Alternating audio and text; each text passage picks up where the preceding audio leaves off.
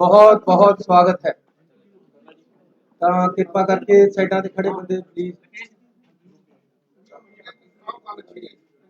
ਪੰਜਾਬ ਸਰਕਾਰ ਪੰਜਾਬ ਦੇ ਆਮ ਲੋਕਾਂ ਦੀ ਸਰਕਾਰ ਹੈ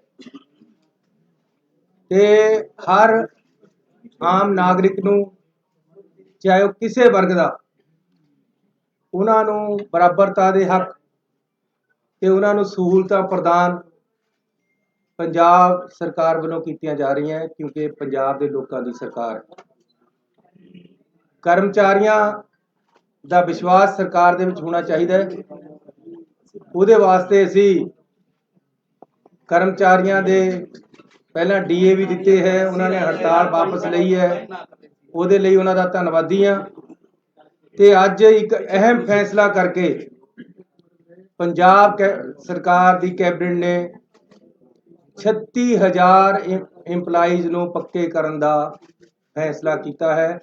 ਇਹਦੀ ਡਿਟੇਲਸ ਅਸੀਂ ਵਿਧਾਨ ਸਭਾ ਦੇ ਵਿੱਚ ਇੱਕ ਬਿੱਲ ਦੇ ਰਾਹੀਂ ਲਿਆ ਕੇ ਤੁਹਾਨੂੰ ਦੇਵਾਂਗੇ।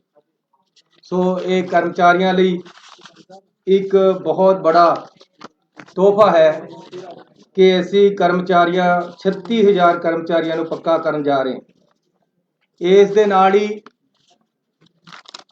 ਪੰਜਾਬ ਦੇ ਵਿੱਚ ਜਿਹੜੇ ਡੀਸੀ ਰੇਟ ਹੈ ਉਹ ਘੱਟ ਹੈ, ਜਿਹਦੇ ਨਾਲ ਤਨਖਾਹਾਂ ਘੱਟ ਮਿਲ ਰਹੀਆਂ।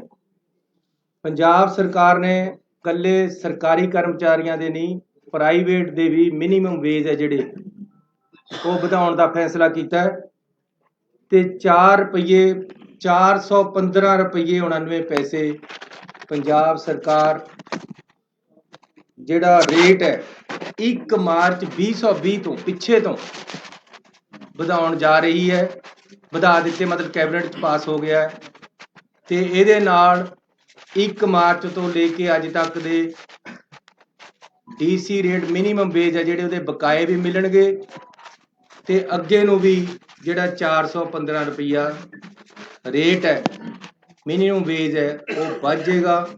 ਇਹਦੇ ਨਾਲ ਆਊਟਸੋਰਸ ਖਾਸ ਤੌਰ ਤੇ ਜਿਹੜੇ ਜਿੰਨੇ ਮੁਲਾਜ਼ਮ ਹੈ ਜਾਂ ਫੈਕਟਰੀਆਂ ਦੇ ਵਿੱਚ ਜਿੰਨੇ ਮੁਲਾਜ਼ਮ ਲੱਗੇ ਹੋਏ ਆ, ਕੰਮ ਕਰਦੇ ਆ, ਪ੍ਰਾਈਵੇਟ ਕੰਮ ਕਰਦੇ ਆ, ਉਹਨਾਂ ਨੂੰ ਫਾਇਦਾ ਹੋਏਗਾ। ਜਿਹੜੀ ਸਾਡੀ ਸੋਚ ਸੀ ਕਿ ਬਹੁਤ ਘੱਟ ਤਨਖਾਹ ਮਿਲਦੀ ਹੈ ਉਸ ਨੂੰ ਅਸੀਂ ਆਪਣੀ ਨੂੰ ਅੱਗੇ ਵਧਾ ਕੇ ਤਨਖਾਹ ਵਧਾਈ ਹੈ। ਪੰਜਾਬ ਦੇ ਵਿੱਚ ਹਮੇਸ਼ਾ ਇਹ ਗੱਲ ਰਹੀ ਹੈ ਕਿ ਰੇਤ ਮਾਫੀਏ ਦਾ ਰਾਜ ਹੈ। ਤੁਸੀਂ ਕਿਸੇ ਦਰਿਆ ਤੇ ਚਲੇ ਜਾਓ, ਪਹਿਲਾਂ ਜਿਹੜਾ ਰੇਤਾ 16 ਰੁਪਏ ਤੋਂ ਲੈ ਕੇ 22 ਰੁਪਏ ਤੱਕ ਨਦੀ ਜਾਂ ਦਰਿਆਵਾਂ ਦੇ ਵਿੱਚ ਵਿਕਦਾ ਸੀ, ਹਾਲਾਂਕਿ ਰੇਟ 9 ਰੁਪਏ ਸੀ। ਅੱਜ ਸਰਕਾਰੀ ਰੇਟ 9 ਰੁਪਏ ਹੈ। ਐਸੀ ਆਪਣੀ ਸਰਕਾਰ ਆਉਣ ਤੋਂ ਬਾਅਦ ਬਿਲਕੁਲ ਸਿੱਧਾ ਕਰਤਾ ਕੰਮ। ਤੁਸੀਂ ਕਿਸੇ ਦਰਿਆ ਤੇ ਚਲੇ ਜਾਓ, ਅੱਜ 9 ਰੁਪਏ ਰੇਟਾ ਮਿਲ ਰਿਹਾ, ਲੇਕਿਨ ਇਹ ਵੀ ਮਹਿੰਗਾ ਹੈ। ਇਸ ਕਰਕੇ ਅੱਜ ਅਸੀਂ ਫੈਸਲਾ ਕੀਤਾ ਹੈ ਕਿ ਹਰ ਦਰਿਆ ਜਾਂ ਖੱਡ ਤੇ ਰੇਤੇ ਦਾ ਰੇਟ 5 ਰੁਪਏ 50 ਪੈਸੇ ਹੋਏਗਾ। ਇਹਦੇ ਵਿੱਚ ਇਹ ਵੀ ਸਰਕਾਰ ਦੇ ਸਾਰੇ ਪੈਸੇ ਨਹੀਂ ਹੈ ਜਾਂ ਠੇਕੇਦਾਰ ਦੇ ਨਹੀਂ ਹੈ, ਇਹਦੇ ਵਿੱਚ ਜ਼ਿਮੀਂਦਾਰ ਜਿਹਦੀ ਜ਼ਮੀਨ ਦਰਿਆ, ਕਿਉਂਕਿ ਦਰਿਆ ਹੈ ਜਿਹੜਾ ਉਹ 90% ਜਾਂ 80% ਜ਼ਿਮੀਂਦਾਰਾਂ ਦਾ ਹੈ, ਉਹਦੀ ਮਾਲਕੀਤ ਜ਼ਿਮੀਂਦਾਰਾਂ ਦੀ ਹੈ। ਜਿਹਦੀ ਜ਼ਮੀਨ ਆ ਉਹ ਵੀ ਪੈਸੇ ਭਾਲਦਾ ਹੈ, ਉਹਨੂੰ ਵੀ ਪਹਿਲਾ ਰੇਟ ਮਿਲਦਾ ਹੈ। ਇਹਦੇ ਜ਼ਿਮੀਂਦਾਰ ਦੇ ਪੈਸੇ ਵੀ ਹੋਣਗੇ, ਇਹਦੇ ਵਿੱਚ ਭਰਾਈ ਵੀ ਹੋਏਗੀ। ਜਿਹੜੀ ਭਰਾਈ ਆ ਉਹ ਵੀ 5.5 ਰੁਪਏ 'ਚ ਹੋਏਗੀ। ਜਿਹੜਾ ਠੇਕੇਦਾਰ ਹੈ ਉਹ ਰਸਤਾ ਬਣਾ ਕੇ ਦੇਗਾ, ਗੱਡੀ ਕੋਈ ਫਸ ਗਈ ਉਹਨੂੰ ਕੱਢੇਗਾ, ਸਾਰਾ ਕੰਮ ਉਹਦਾ ਹੋਏਗਾ, ਸਿਸਟਮ ਉਹ ਚਲਾਏਗਾ, ਕੰਡਾ ਉਹ ਲਗਾਏਗਾ, ਭਰਤੀ ਉਹ ਕਰੇਗਾ। ਇਹ ਸਾਰਾ ਕੁਝ ਵਿੱਚੇ ਜ਼ਮੀਨ ਦੇ ਪੈਸੇ, ਵਿੱਚੇ ਭਰਾਈ, ਵਿੱਚੇ ਸਦਾਈ, ਸਾਰਾ ਕੁਝ 5.5 ਰੁਪਏ 'ਚ, ਜਿਹੜਾ 9 ਰੁਪਏ 'ਚ ਪਹਿਲਾਂ ਮਿਲਦਾ ਸੀ। ਸਰਕਾਰੀ ਰੇਟ 9 ਸੀ ਪਰ 16 ਤੋਂ 22 ਰੁਪਏ ਤੱਕ ਪਹਿਲਾਂ ਵਿਕਦਾ ਰਿਹਾ। ਪਹਿਲਾਂ ਮੈਂ ਐਕਸਪੈਰੀਮੈਂਟ ਕੀਤਾ ਕਿ ਕਿਆ ਜੇ ਮੈਂ ਮੁੱਖ ਮੰਤਰੀ ਬਣ ਗਿਆ, ਸਾਡੀ ਸਰਕਾਰ ਨਵੀਂ ਆ ਗਈ, ਕਾਂਗਰਸ ਦੀ ਸਰਕਾਰ ਆਈ ਦੁਬਾਰੇ ਤੋਂ, ਕਿਆ ਮੈਂ ਇਹ ਕਰ ਸਕਦਾ ਕਿ 9 ਰੁਪਏ ਪਰ ਵਿਕੇ। ਇਹ ਮੈਂ ਟੈਸਟ ਕੀਤਾ। ਉਹਦੇ ਵਾਸਤੇ ਸਾਰੇ ਐਸਐਸਪੀ ਡੀਸੀਆਂ ਨੂੰ ਬੁਲਾ ਕੇ ਮੀਟਿੰਗ ਕਰਕੇ ਕਿਹਾ ਕਿ ਜਾਂ ਮੈਂ ਨਹੀਂ ਹੈ ਜਾਂ 9 ਰੁਪਏ ਰੇਤਾ ਨਹੀਂ ਹੈ। ਅੱਜ ਕੋਈ ਪੰਜਾਬ ਦਾ ਬੰਦਾ ਹੱਥ ਖੜਾ ਕਰਕੇ ਕਹਦੇ ਕਿ ਦਰਿਆ ਤੇ 9 ਰੁਪਏ ਨਹੀਂ ਵਿਕਦਾ ਤਾਂ ਮੈਂ ਜ਼ਿੰਮੇਵਾਰ। ਲੇਕਿਨ ਕੱਲ ਤੋਂ 5.5 रुपये ਵਿਕੇਗਾ। ਪਹਿਲਾਂ 5-7 ਹਜ਼ਾਰ ਰੁਪਏ ਟਰੱਕ ਸਸਤਾ ਹੋ ਚੁੱਕਿਆ। ਕੱਲ ਨੂੰ ਤੁਸੀਂ ਦੇਖਿਓ ਕਿੱਥੇ ਜਾਣਾ ਹੈ। ਲੇਕਿਨ ਮੈਂ ਕਲੀਅਰ ਕਰ ਦੇਣਾ ਚਾਹੁੰਦਾ, ਕਈਆਂ ਨੂੰ ਕਨਸੈਪਟ ਦੇ ਵਿੱਚ ਕਲੈਰਿਟੀ ਨਹੀਂ ਹੁੰਦੀ। ਪਿੰਡਾਂ ਦੇ ਵਿੱਚ ਇਹ ਦਰਿਆ ਦੇ ਉੱਪਰ ਦਾ ਰੇਟ ਹੈ। ਉਸ ਤੋਂ ਬਾਅਦ ਟਰਾਂਸਪੋਰਟ ਹੈ ਜਿਹੜੀ, ਉਹਨਾਂ ਨਾਲ ਵੀ ਅਸੀਂ ਗੱਲ ਕਰ ਰਹੇ ਕਿ ਮਿਨੀਮਮ ਟਰਾਂਸਪੋਰਟ ਲੱਗੇ ਤਾਂ ਕਿ ਜਿਹਨੇ ਘਰ ਬਣਾਉਣਾ ਹੈ ਉਹਨੂੰ ਰੇਤਾ ਘੱਟ ਤੇ ਘੱਟ ਰੇਟ ਤੇ ਮਿਲੇ। ਲੇਕਿਨ ਇਹ ਕਿਉਂਕਿ ਠੇਕਾ 31 ਮਾਰਚ ਤੱਕ ਦਿੱਤਾ ਹੋਇਆ ਪਹਿਲਾਂ ਤੋਂ, ਇਹ ਪਾਲਿਸੀ ਸਾਨੂੰ ਬਹੁਤ ਹੀ ਪਸੰਦ ਨਹੀਂ ਆ ਰਹੀ। ਪਰ ਸਾਨੂੰ ਕੋਰਟਾਂ ਕਚਹਿਰੀਆਂ ਤੋਂ ਬਚਣ ਲਈ ਫਿਲਹਾਲ ਅਸੀਂ ਇਹਨੂੰ ਬਹੁਤ ਘੱਟ ਕਰਤੇ ਲਿਆਏ ਹਾਂ।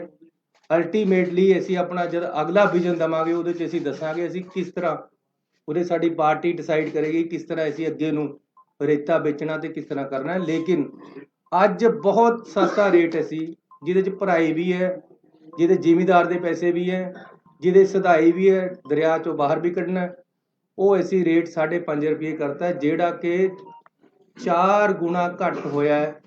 ਸਾਡੀ ਉਹ ਪਿਛਲੀ ਸਰਕਾਰ ਤੇ ਪਿਛਲੀ ਬਾਦਲਾਂ ਦੀ ਸਰਕਾਰਾਂ ਨਾਲੋਂ ਤਾਂ ਸ਼ਾਇਦ ਇਹ 6 ਗੁਣਾ ਘੱਟ ਹੋ ਗਏ। ਸੋ ਇੱਕ ਵੱਡੀ ਰਾਹਤ ਦਿੱਤੀ। ਨਾਲ ਅੱਗੇ ਕਿਹਾ ਹੈ ਕਿ ਜ਼ਿਮੀਂਦਾਰ ਆਪਣੇ ਖੇਤ 'ਚੋਂ ਟਰਾਲੀ ਵੀ ਪਟਾਉਂਦਾ ਹੈ ਇੱਕ ਮਿੱਟੀ ਦੀ, ਜਾ ਕੇ ਜੀਪਾਂ ਲੈ ਕੇ ਖੜ ਜਾਂਦੇ ਕਿ ਜੀ ਲਿਆਓ ਰਿਓਲਟੀ। ਕਿਸੇ ਨੇ ਭਰਤ ਪਾਉਣਾ ਹੈ ਉਸ ਨੂੰ ਤੰਗ ਕਰਦੇ ਹੈ। ਐਸੀ ਇਹ ਕਰਤਾ ਹੈ ਕਿ ਮਿੱਟੀ ਕੋਈ ਜ਼ਿਮੀਂਦਾਰ ਆਪਣੇ ਖੇਤ 'ਚੋਂ ਪਟਾਉਂਦਾ ਹੈ। ਦੇਖੋ ਮੈਂ ਪਿੰਡਾਂ ਦੇ ਵਿੱਚ ਜਾਂਦਾ ਰਹਿੰਦਾ ਹੈ। ਪਿੰਡਾਂ 'ਚ ਕਿਹਾ ਕਿਸੇ ਨੇ ਵਿਆਹ ਕਰਨਾ ਹੈ ਤਾਂ ਤੰਗੀ ਹੁੰਦੀ ਹੈ, ਅਗਲਾ 2 ਫੁੱਟ ਮਿੱਟੀ ਚੁਕਾ ਦਿੰਦਾ ਹੈ, ਸਾਡੀ ਰਾਇਲਟੀ ਵਾਲੇ ਅੱਧੇ ਪੈਸੇ ਲੈ ਲੈਂਦੇ ਜਾ ਕੇ। ਹੁਣ ਅਸੀਂ ਬਿਲਕੁਲ ਕਲੀਅਰ ਕਰਤਾ ਹੈ ਕਿ ਕੋਈ ਜ਼ਿਮੀਂਦਾਰ ਆਪਣੀ 3 ਫੁੱਟ ਤੱਕ ਮਿੱਟੀ ਚੁਕਾਵੇ, ਕੋਈ ਪੈਸਾ ਨਹੀਂ ਲੈਣਾ ਕਿਸੇ ਨੇ, ਨਾ ਹੀ ਜਾਣਾ ਹੈ, ਨਾ ਕੋਈ ਮਨਜ਼ੂਰੀ ਦੀ ਲੋੜ ਹੈ। ਤੇ ਨਾਲ ਦੀ ਨਾਲ ਇੱਟਾਂ ਬੜੀਆਂ ਮਹਿੰਗੀਆਂ ਹੋ ਰਹੀਆਂ। ਉਹਦਾ ਇੱਕ ਬੜਾ ਕਾਰਨ ਇਹ ਹੈ ਕਿ ਉਹ ਮਾਈਨਿੰਗ ਪਾਲਿਸੀ ਲੱਗ ਜਾਂਦੀ ਉਹਦੇ ਤੇ, ਜਦੋਂ ਭੱਠੇ ਵਾਲਾ ਮਿੱਟੀ ਚੱਕਦਾ ਹੈ। ਜ਼ਿਮੀਂਦਾਰ ਤੋਂ ਭੱਠੇ ਵਾਲਾ ਮਿੱਟੀ ਲੈਂਦਾ, ਜ਼ਿਮੀਂਦਾਰ ਨੂੰ 4 ਪੈਸੇ ਆ ਜਾਂਦੇ 1 ਫੁੱਟ ਦੇ, ਲੇਕਿਨ ਅੱਧੇ ਪੈਸੇ ਮਾਈਨਿੰਗ ਵਾਲੇ ਲੈ ਜਾਂਦੇ। ਅੱਜ ਅਸੀਂ ਇਹ ਫੈਸਲਾ ਕਰ ਲਿਆ ਕਿ ਭੱਠਿਆਂ ਨੂੰ ਮਾਈਨਿੰਗ ਪਾਲਿਸੀ ਤੋਂ ਬਾਹਰ ਕਰ ਦੇਣਾ, ਜਿਹਦੇ ਨਾਲ ਭੱਠਾ ਵਾਲਾ ਜ਼ਿਮੀਂਦਾਰ ਨਾਲ ਸਿੱਧਾ ਕੰਟਰੈਕਟ ਕਰਕੇ ਉਦੋਂ ਮਿੱਟੀ ਲੈ ਲਵੇ। ਵਿੱਚ ਠੇਕੇਦਾਰੀ ਸਿਸਟਮ ਜਾਂ ਮਾਫੀਆ ਜਾਂ ਮਾਈਨਿੰਗ ਕੁਛ ਨਹੀਂ, ਫਰੀ ਹੋ ਗਿਆ ਇਹ ਕੰਮ ਪੰਜਾਬ 'ਚ ਅੱਜ ਤੋਂ ਬਾਅਦ। ਵੈਸੇ ਤਾਂ ਅਸੀਂ ਕਾਫੀ ਦਿਨਾਂ ਤੋਂ ਕਰ ਚੁੱਕੇ ਹਾਂ, ਲੇਕਿਨ ਅੱਜ ਤੋਂ ਬਾਅਦ ਤਾਂ ਜੇ ਕੋਈ ਮਿੱਟੀ ਵਾਲਾ ਭਰਤ ਪਾਉਣ ਜ਼ਿਮੀਂਦਾਰ ਮਿੱਟੀ ਚੁਕਾਉਂਦਾ ਕੋਈ ਤੰਗ ਕਰੇਗਾ ਤਾਂ ਮੈਂ ਜ਼ਿੰਮੇਵਾਰ ਹਾਂ, ਮੇਰਾ ਗਲਾ ਕੱਟਿਓ। ਜੇ 5.5 ਰੁਪਏ ਤੋਂ 1 ਪੈਸਾ ਵੀ ਰੇਤਾ ਵੱਧ ਵਿਕੇ ਤਾਂ ਮੈਂ ਜ਼ਿੰਮੇਵਾਰ ਹਾਂ। ਪਹਿਲਾਂ ਮੈਨੂੰ ਬਹੁਤ ਬੰਦੇ ਕਹਿੰਦੇ ਸੀ ਇਹ 9 ਰੁਪਏ ਵੀ ਨਹੀਂ ਤੁਸੀਂ ਕਰ ਸਕਦੇ, ਜੇ ਤਾਂ ਬਹੁਤ ਬੰਦੇ ਇਨਵੋਲਵ ਹੈ ਇਹਦੇ 'ਚ, ਪੁਲਿਸ ਇਨਵੋਲਵ ਹੈ ਇਹਦੇ 'ਚ, ਫਲਾਣਾ ਇਨਵੋਲਵ ਹੈ ਇਹਦੇ 'ਚ, ਢਿਮਕਾ 9 ਰੁਪਏ ਵਿਕ ਰਿਹਾ। ਇੰਪਲੀਮੈਂਟੇਸ਼ਨ ਜਿਹੜਾ ਲੀਡਰ, ਜਿਹੜੀ ਸਰਕਾਰ, ਜਿਹੜੀ ਪਾਰਟੀ ਰਾਜ ਨੂੰ ਚਲਾ ਰਹੀ ਹੈ ਉਹਦੀ ਵਿਲ ਤੇ ਹੈ। ਇਹ ਮੈਂ ਪਿਛਲੇ ਮੁੱਖ ਮੰਤਰੀਆਂ ਨੂੰ ਵੀ ਕਿਹਾ ਸੀ, ਜੇ ਸਾਡੀ ਕੈਬਨਿਟ, ਸਾਡਾ ਪਾਰਟੀ, ਸਾਡਾ ਮੁੱਖ ਮੰਤਰੀ ਚਾਹੁੰਦਾ ਕਿ ਜੀ ਇੰਪਲੀਮੈਂਟੇਸ਼ਨ ਕਾਨੂੰਨ ਦੀ ਹੋਵੇ ਤਾਂ ਹੁੰਦੀ ਹੈ। ਚੰਡੀਗੜ੍ਹ ਦੇ ਵਿੱਚ ਵੜਦੇ ਸਾਰੇ ਅਸੀਂ ਦੇਖਣ ਲੱਗ ਜਾਂਦੇ ਬੈਲਟ ਕਿੱਥੇ ਹੈ, ਇੰਪਲੀਮੈਂਟੇਸ਼ਨ ਹੈ ਚੰਡੀਗੜ੍ਹ 'ਚ ਕਾਨੂੰਨ ਦੀ। ਪੰਜਾਬ ਦੇ ਵਿੱਚ ਜੇ ਰੇਤਾ ਵੱਧ ਵਿਕਦਾ ਹੈ ਤਾਂ ਇੰਪਲੀਮੈਂਟੇਸ਼ਨ ਨਹੀਂ ਸੀ, ਵੰਡ ਕੇ ਖਾ ਰਹੇ ਸੀ ਉੱਪਰਲਾ ਪੈਸਾ। ਐਸੀ ਬਿਲਕੁਲ ਸਿੱਧਾ ਕਰਤਾ ਕੰਮ। ਕਿਸੇ ਦਰਿਆ ਪਰ ਚਲੇ ਜਾਓ, ਹੁਣ ਜੇ ਕਿਤੇ ਟਰਾਲੀਆਂ ਭਰ ਹੋ ਰਹੀਆਂ, ਕਿਤੇ ਮਿੱਟੀ ਚੱਕ ਹੋ ਰਹੀ ਹੈ ਤਾਂ ਉਹ ਮਾਫੀਆ ਨਹੀਂ ਹੈ, 5.5 ਰੁਪਏ 'ਚ ਵਿਕੇਗਾ ਔਰ ਸਹੀ ਰੇਟ ਦੇ ਵਿੱਚ ਵਿਕੇਗਾ। ਅਸੀਂ ਇਹ ਕਰਾਂਗੇ ਕਿ ਜਿੱਥੇ ਪਾਣੀ ਨਹੀਂ ਆਉਂਦਾ ਉੱਥੇ ਰੇਤਾ ਨਹੀਂ ਚੱਕਣਾ, ਕਿਉਂਕਿ ਉੱਥੇ ਫਿਰ ਖਦਾਨੇ ਬਣਨੇ, ਪਾਣੀ ਨੇ ਉਹਨੂੰ ਰੀਚਾਰਜ ਤਾਂ ਕਰਨਾ ਨਹੀਂ ਰੇਤੇ ਨੂੰ। ਇਸ ਕਰਕੇ ਜਿੱਥੇ ਜਿੱਥੇ ਪਾਣੀ ਆਉਂਦਾ, ਦਰਿਆਵਾਂ ਦੇ ਆਲਰੇਡੀ ਖੱਡਾਂ ਤੈਅ ਹੈ, ਹੋਰ ਵੀ ਕਰਾਂਗੇ, ਲੇਕਿਨ ਸਸਤਾ ਔਰ ਸਹੀ ਰੇਟ ਤੇ ਰੇਤਾ ਪਿੰਡਾਂ 'ਚ ਮਿਲੇਗਾ। ਮਿੱਟੀ ਦਾ ਕੋਈ ਮਾਫੀਆ ਨਹੀਂ ਹੋਏਗਾ, ਪੱਠੇ ਵਾਲਿਆਂ ਨੂੰ ਕੋਈ ਤੰਗ ਨਹੀਂ ਕਰੇਗਾ।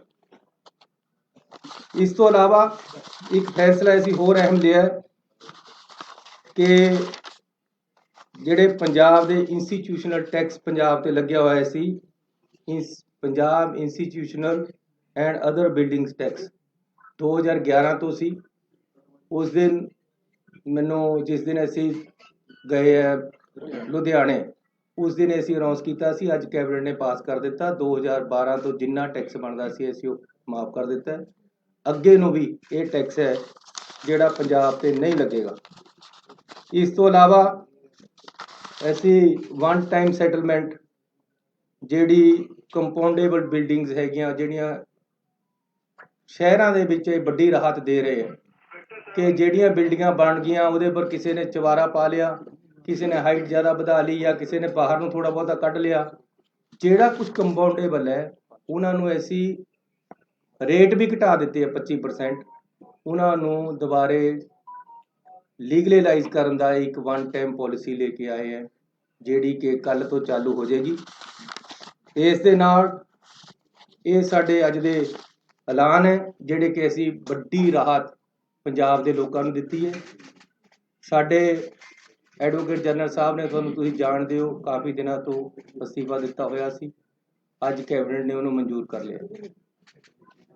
ਗਵਰਨਰ ਸਾਹਿਬ ਕੋਲ ਭੇਜਾਂਗੇ, ਜਦੋਂ ਅੱਜ ਹੀ ਸ਼ਾਇਦ ਪਾਸ ਹੋ ਜਾਏਗਾ, ਕੱਲ੍ਹ ਨੂੰ ਅਸੀਂ ਨਵਾਂ ਐਡਵੋਕੇਟ ਜਨਰਲ ਲਗਾਵਾਂਗੇ। ਇਸ ਤੋਂ ਇਲਾਵਾ DGP ਦੀ ਜਿਹੜੀ ਪੋਸਟਿੰਗ ਹੈ, ਜਿੰਨੇ 30 ਸਾਲ ਤੋਂ ਉੱਪਰ ਦੇ, ਇਹ ਕਾਨੂੰਨ ਹੈ, ਜਿਨ੍ਹਾਂ ਦੀ 30 ਸਾਲ ਨੌਕਰੀ ਹੋ ਗਈ ਹੈ ਉਹਨਾਂ ਦਾ ਅਸੀਂ ਆਲਰੇਡੀ ਭੇਜ ਚੁੱਕੇ ਸਾਰਿਆਂ ਦੇ ਨਾਮ। ਸਾਤੋਂ ਸਾਰਿਆਂ ਦੇ ਨਾਮ ਮੰਗੇ ਗਏ ਹੈ। ਉਹਨਾਂ ਵਿੱਚੋਂ ਇੱਕ ਪੈਨਲ ਬਣਾ ਕੇ ਕੇਂਦਰ ਸਰਕਾਰ ਭੇਜੇਗੀ। ਉਹ ਪੈਨਲ ਵਿੱਚੋਂ ਅਸੀਂ DGP ਨਵਾਂ ਲਗਾਵਾਂਗੇ। ਜਿਹੜਾ ਪੈਨਲ ਆਏਗਾ ਇਹ ਪਹਿਲਾਂ ਤੋਂ ਇੱਕ ਪ੍ਰਿੰਸੀਪਲੀ ਕਲੀਅਰ ਹੋਇਆ। ਸੋ ਮੈਂ ਤੁਹਾਡਾ ਧੰਨਵਾਦੀ ਹਾਂ ਕਿ ਤੁਸੀਂ ਅੱਜ ਇੱਥੇ ਆਏ ਹੋ। ਪੰਜਾਬ ਦੇ ਵੱਡੇ ਐਲਾਨ ਹੋਏ ਹੈ। ਪਰਸੋਂ ਨੂੰ ਸਾਡਾ ਵਿਧਾਨ ਸਭਾ ਦਾ ਸੈਸ਼ਨ ਹੈ, ਉਹਦੇ ਵਿੱਚ ਅਸੀਂ ਬਿਜਲੀ ਸਮਝੌਤਿਆਂ ਬਾਰੇ ਬਿੱਲ ਲੈ ਕੇ ਆਵਾਂਗੇ। ਕਿਸਾਨਾਂ ਬਾਰੇ ਜਿਹੜੇ ਕਾਲੇ ਕਾਨੂੰਨ ਬਣੇ ਹੈ ਉਹਦੇ ਬਾਰੇ ਵਿੱਚ ਰੈਜੂਲੇਸ਼ਨ ਤੇ ਕੁਝ ਬਿੱਲ ਆਉਣਗੇ। ਇਸ ਦੇ ਨਾਲ ਹੀ ਜਿਹੜਾ 50 ਕਿਲੋਮੀਟਰ ਅੰਦਰ BSF ਆਉਣ ਦਾ ਫੈਸਲਾ ਹੈ ਉਹਦੇ ਬਾਰੇ ਵਿੱਚ ਵੀ ਅਸੀਂ ਇਹ ਵਿਧਾਨ ਸਭਾ ਦੇ ਵਿੱਚ ਇਹ ਮਸਲਾ ਰੱਖਾਂਗੇ ਤੇ ਇਹਦੇ ਬਾਰੇ ਰੈਜੂਲੇਸ਼ਨ ਲੈ ਕੇ ਆਵਾਂਗੇ।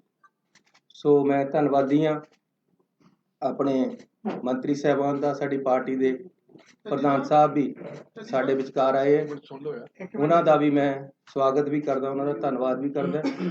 ਤੇ ਹੁਣ ਮੈਂ ਪ੍ਰਧਾਨ ਜੀ ਨੂੰ ਬੇਨਤੀ ਕਰਾਂਗਾ।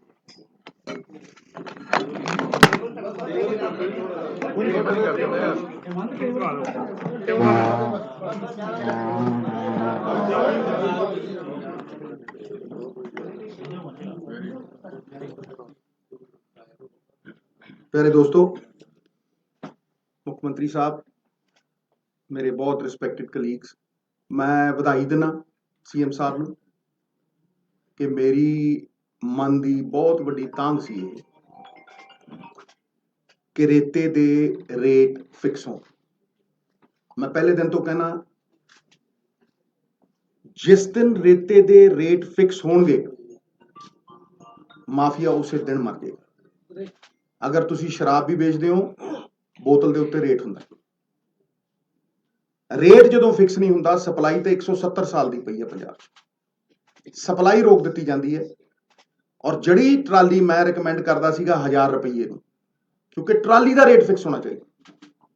1200, 1000, 1300, ਉਹ 5000 ਦੀ ਵੀ ਵਿਕੀ ਹੈ, ਉਹ 10000 ਦੀ ਵੀ ਵਿਕੀ ਹੈ। ਔਰ ਇਹ ਸਟੇਟ ਦਾ ਰਿਸੋਰਸ ਹੈ। ਜਿਹੜੀਆਂ ਅਮੈਨਿਟੀਜ਼ ਅੱਜ CM ਸਾਹਿਬ ਦੇ ਰਹੇ ਨੇ, ਇਹ ਵਧਾਈ ਦੇ ਪਾਤਰ ਨੇ, ਪਰ ਇਹਨਾਂ ਅਮੈਨਿਟੀਜ਼ ਨੂੰ ਸਸਟੇਨ ਕਰਨ ਦੇ ਲਈ ਸਟੇਟ ਦੇ ਖਜ਼ਾਨੇ 'ਚ ਬਲ ਚਾਹੀਦਾ। ਇਹ ਤਾਂ ਹੀ ਸਸਟੇਨ ਹੋਣਗੀਆਂ। ਔਰ ਉਹ ਸਸਟੇਨ ਕਰਨ ਦੇ ਲਈ ਮੈਂ ਤੁਹਾਨੂੰ ਅੱਜ ਦਾਅਵੇ ਨਾਲ ਕਹਿਣਾ ਕਿ ਐਜੂਕੇਸ਼ਨ ਦੇ ਜਿੰਨੇ ਧਰਨੇ ਲੱਗ ਰਹੇ ਆ, ਅਗਰ ਸਰਪਲਸ 2000 ਕਰੋੜ ਰੁਪਇਆ 1500 ਕਰੋੜ ਵੀ ਹੋਵੇ, ਇੱਕ ਧਰਨਾ ਨਹੀਂ ਲੱਗੂਗਾ। ਜਾਓ ਪੁੱਛ ਲਓ। ਇਸ ਕਰਕੇ ਇਹ ਜਿਹੜੀ ਫਾਈਨੈਂਸ਼ੀਅਲ ਸਟੈਬਿਲਿਟੀ ਹੈ, ਇਹਦੇ ਲਈ ਚਾਹੇ ਸ਼ਰਾਬ ਦੀ ਪਾਲਿਸੀ ਹੋਵੇ, ਚਾਹੇ ਰੇਤੇ ਦੀ ਪਾਲਿਸੀ ਹੋਵੇ, ਇਹ ਬਹੁਤ ਜ਼ਰੂਰੀ ਹੈ। ਔਰ ਅੱਜ CM ਨੇ ਪਹਿਲੀ ਪੌੜੀ ਚੜੀ, ਇੱਕ ਐਸਾ ਇਤਿਹਾਸ ਰਚਿਆ ਕਿ ਪਹਿਲੀ ਵਾਰ ਅੱਜ ਇਹ ਹੋਇਆ ਕਿ ਜੀ ਰੇਤੇ ਦਾ ਰੇਟ ਫਿਕਸ ਹੋਊਗਾ। ਹਾਲਾਂकि मैं इनू बहुत अगे ले जाना चाहना, स्टॉकयार्ड बनाना चाहना। और एक गल सारी दुनिया समझे, मैं डंके की चोट ते कहना, मेरा बहुत अध्ययन है ये, क्योंकि मैं जानदा कि पंजाब की सर्वाइवल ये जुड़ी हुई है। वो की है कि there is nothing called the sand mafia, it is the transport mafia. रेता बुक्कड़ च नहीं कोई ले जा सकता, रेता ट्रकों च जाता है। और अगर स्टॉक यार्ड चों सरकारी ट्रकों दे विच जाएगा ते वो सरकारी ट्रक दा रंग होएगा। ये नहीं है भी छोटी जी सड़क के उत्ते जिहड़ा मर्जी टिप्पर दड़ाता, ते फिर उहदी चैकिंग हो सकती है। रेट, वेट ते डेट 2015 दे विच नोटिफिकेशन हुई अकाली सरकार च कि जिहड़े ट्रक ते डेट, रेट और वेट नहीं है उन्होंने इंपाउंड किया जाए। 7 साल दसो कितने ट्रक इंपाउंड होया? दसो, एक होया होवे तो दसे। बाहरों ट्रक आउंदा, पठानकोट तो ट्रक आउंदा, गुंडा टैक्स लिता जाता उन्होंने तो 5000, किसी तो 7000, अगला 25000 26000 का ट्रक लेके आउंदा बाहरों, ते इत्थे 15000 का वेचदा है। ठीक है, वो फिर प्रॉफिट चाहता है, तो क्यों ना वो 7000 GST के रूप में असीं एक्सैप्ट करिए बई, ते 300 करोड़ रुपया साल क्यों ना लवीए। इसे तरह जिस तरह मैं रेते की गल कर रहा, जिदन रेते के रेट फिक्स हो गए 170 साल का, तुहानूं मैं उदाहरण दे रहा, चेक करो।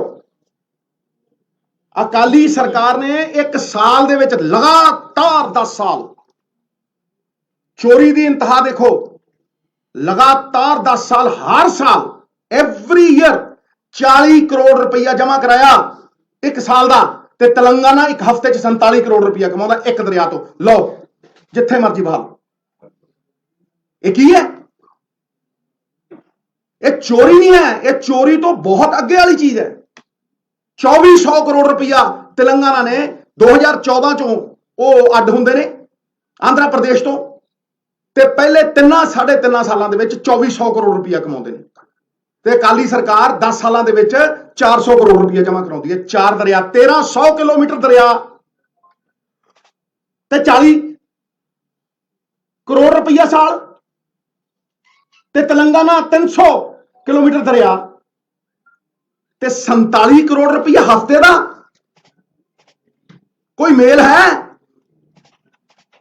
ये स्टेट के रिसोर्सेज ने साहब, ये स्टेट के रिसोर्सेज ने, ये जब तक खजाने च नहीं आउणगे, और मैं विश्वास दवाउणा तुहानूं कि इसे सहयोग के नाल, एक एक पॉलिसी नाल बैठ के अपने कुलीग्स के सहयोग के नाल 500 वायदे नहीं होने। ऐतकी एक रोड मैप होएगा, छोटा रोड मैप होएगा, और वादियां नूं कटेल करके उन्ने ही रखांगे जिहड़े विश्वास के पात्र होण। नवजोत सिंह सिद्धू अगर सत्ता हंडाउणी हुंदी, कुर्सियां ही हंडाउणियां हुंदियां, ते पंजाब खातर ना लड़दा। फिर जिहड़ी मेरी लड़ाई है वो कोई निजी लड़ाई नहीं, ये रेते की लड़ाई भी मेरी कोई निजी लड़ाई नहीं। अज माहौल बदलिया, एक बदलाव की परिस्थिति है, लेकिन इनू पक्के पैर अगर सस्टेन करना असी 5 साल, तो इन्हां रिसोर्सिस नूं सानू यूटिलाइज करना पएगा। और आने वाला समा साडा चोखा ही चोखा। इस गल दे उत्ते मैं पहरा दिंदा रहूंगा। और मेरा पार्टी वालों ये जो इन्होंने कहा है, कल कैबिनेट दे विच अगर डिसीजन हुंदे है, मेरा पार्टी वालों 110% सहयोग, नाले चीफ मिनिस्टर नूं, नाले सारिआं नूं, इहदे च कोई शक नहीं। बहुत बहुत धन्यवाद जी सर। हाँ जी, हाँ बोलो बोलो बोलो बोलो बोलो, जुग जुग जियो मेरे प्यारे, बोलो।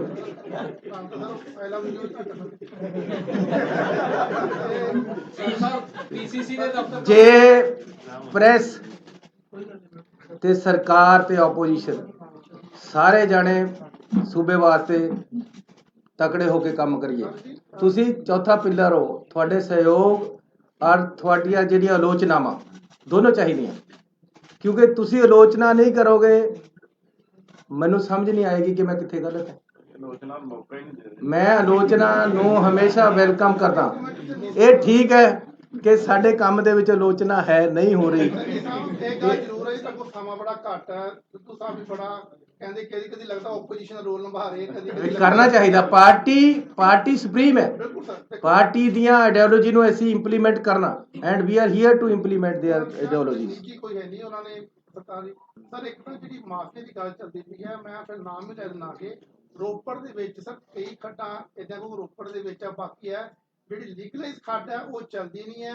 ਜਿਹੜੇ ਪੋਲੀਟੀਸ਼ੀਅਨ ਹੈ ਜਾਂ ਸਾਡੇ ਸਪੋਕਰ ਜਿਹੜੇ ਸਾਡੇ ਕੋਈ ਲੀਡਰਸ ਨੇ ਉਹਨਾਂ ਦੀ ਸ਼ਹਿਰ ਨਾਲ ਚੱਲਦੀ ਹੈ।